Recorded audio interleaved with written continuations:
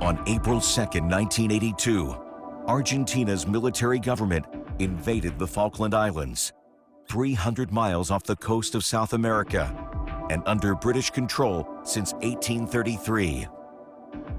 It's probably hard to realize for people who weren't around at the time the size of the shock when people woke up and learned that the Argentinians had invaded the Falklands.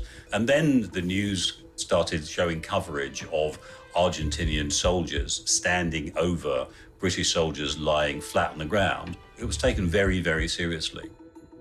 In response, Britain sent a task force comprised of 100 vessels.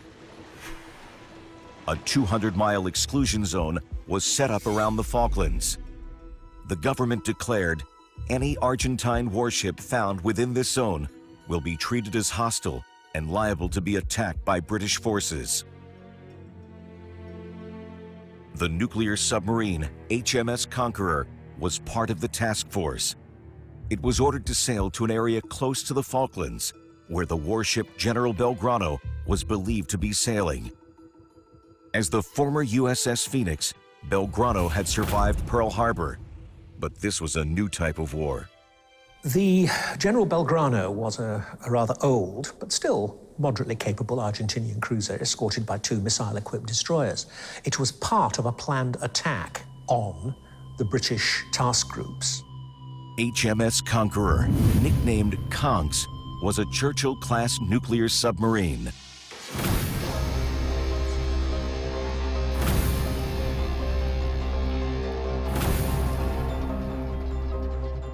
On April 30th, her sonar detected a group of ships 100 miles away.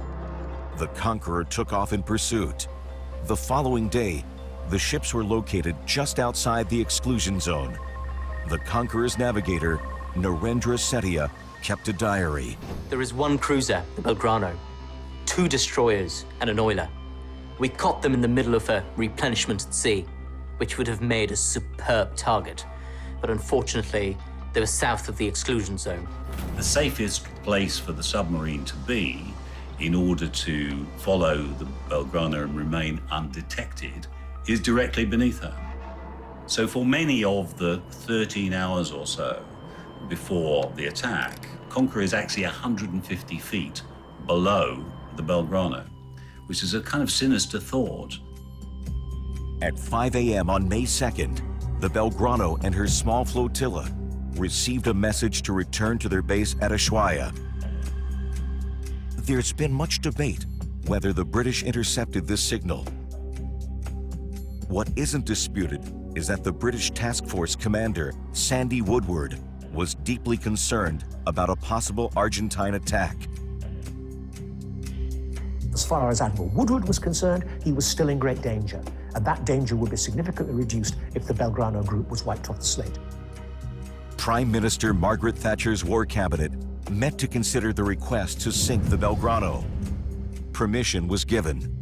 The signal then went to the Conqueror, sink the Belgrano. The captain very calmly announced to the crew, we're going to go to action stations after lunch. They had roast pork and apple pie and crumble for their lunch. And then they moved in on the Belgrano. This afternoon, I knew what fear was. At 1400, we received a sign authorizing us to sink the Belgrano, even though it was outside the exclusion zone. Their idea is that they're going to fire 3 torpedoes in a slight fan so that they've got the maximum chance of hitting the Belgrano as it goes past. Captain Rayford Brown says, fire. He was a quietly spoken man, and nobody had ever heard him speak this loudly before. The atmosphere was electric as the seconds ticked away. 43 seconds after discharge, we heard the first explosion, followed by 2 more. 3 hits from 3 weapons. The control room was in an uproar, 30 people shouting and cheering.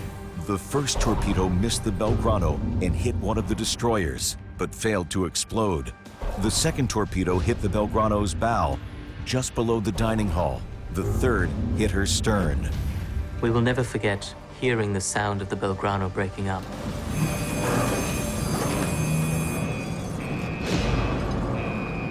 The sound was like the tinkling of glass from a huge chandelier that has crashed to the ground. 290 sailors were killed instantly. Another 33 perished in the